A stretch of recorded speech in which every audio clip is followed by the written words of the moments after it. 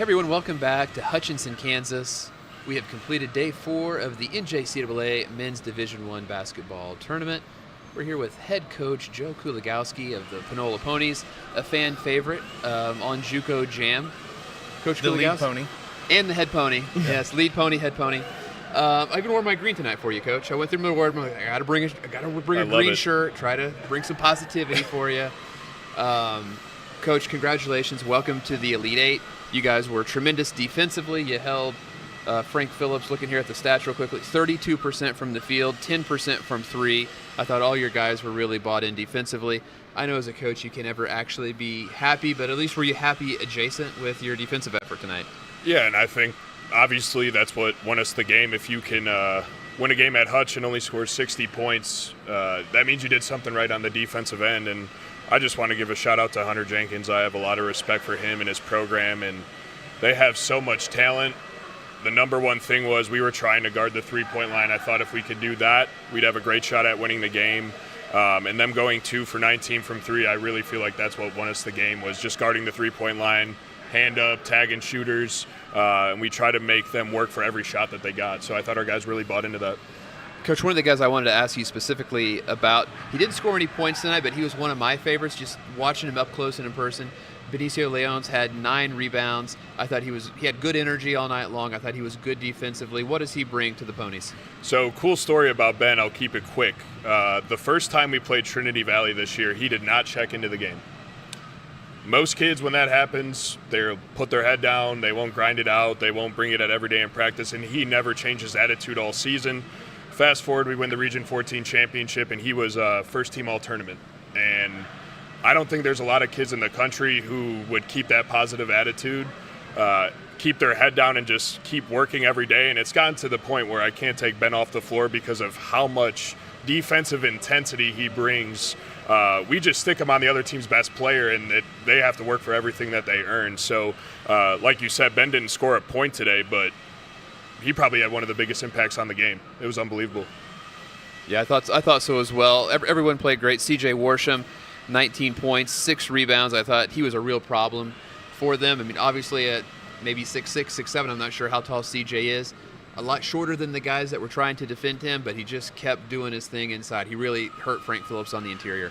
Yeah, and CJ's been doing that all year. The funny thing about him is if you put actually, I'm not going to say this because Vince Sims is going to steal this. So he does better against footers, which makes zero sense. Like, those are 2 of the best defensive big men in the country that we just went against, and he takes the challenge and somehow balls out every single time he plays against footers.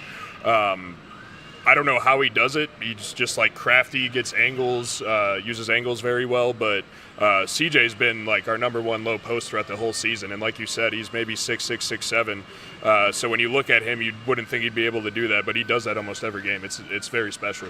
Coach, at halftime we talked about Frank Phillips being 1 of 10 from 1 of 10, 1 of 9 from 3, 1 of 8, excuse me.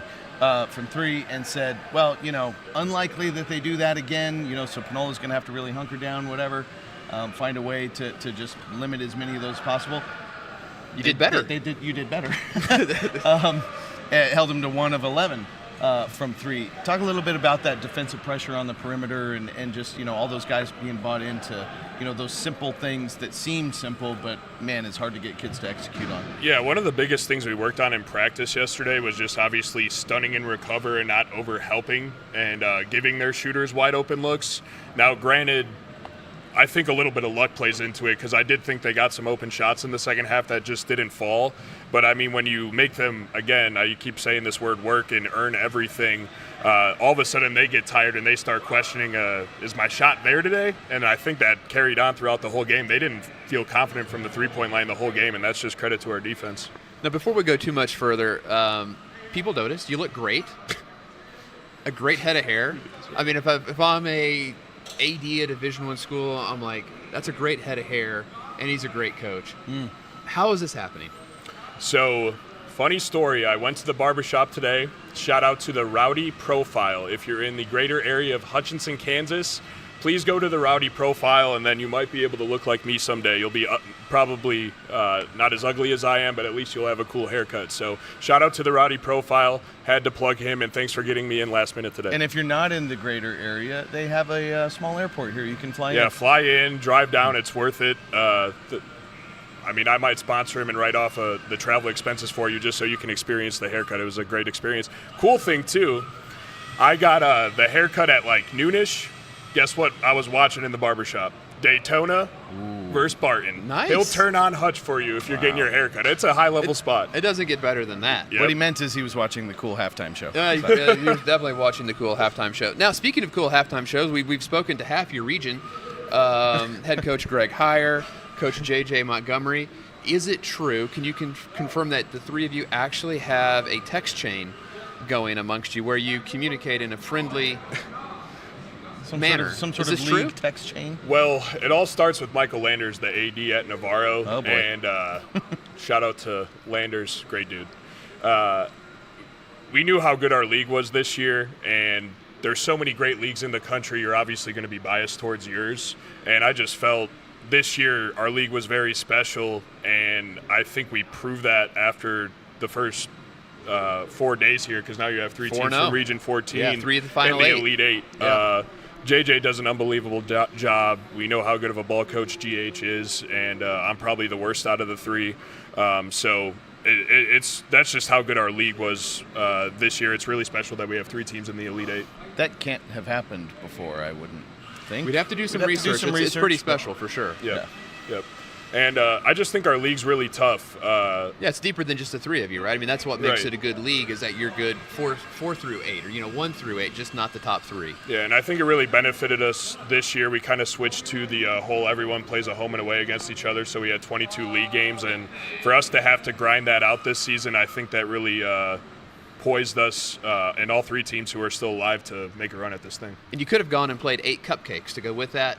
One of the things that you did, you went and played South Plains and Collin County, if I remember correctly, and then you also did the big tournament in Pensacola. So you went the hard route, right? To be battle tested, to be prepared for moments like this here at the sports arena. Yeah, 100%. We all know how good West Texas is. We all know how good Florida is. So when I first made the schedule, I didn't know how many games we were going to win, but we ended that 8-game stretch for a non-conference 7-1, and I said, okay, if we can go on the road and play in these neutral sites against teams that are going to be in Hutch, like South Plains was in Hutch, Pensacola was in Hutch, and then I think those were the only 2 that were in Hutch, but we played a good Tallahassee team. We played a good Northwest Florida team.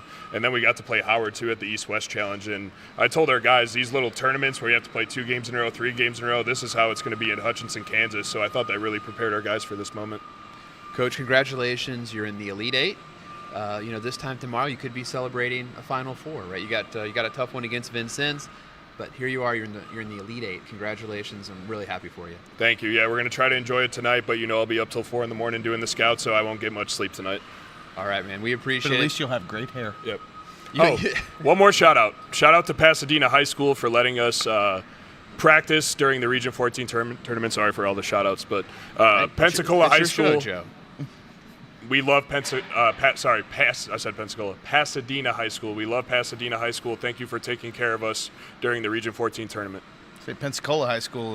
But not Pensacola. That's a long ways. Pensacola. All right. All right. Pasadena. All right, that's Joe Kuligowski, head pony, the head coach of your Panola Ponies. Panola in the Elite 8, a big 60-53 win tonight, and they will play Vincennes tomorrow in the nightcap at 8 o'clock. So we'll just recap real quickly.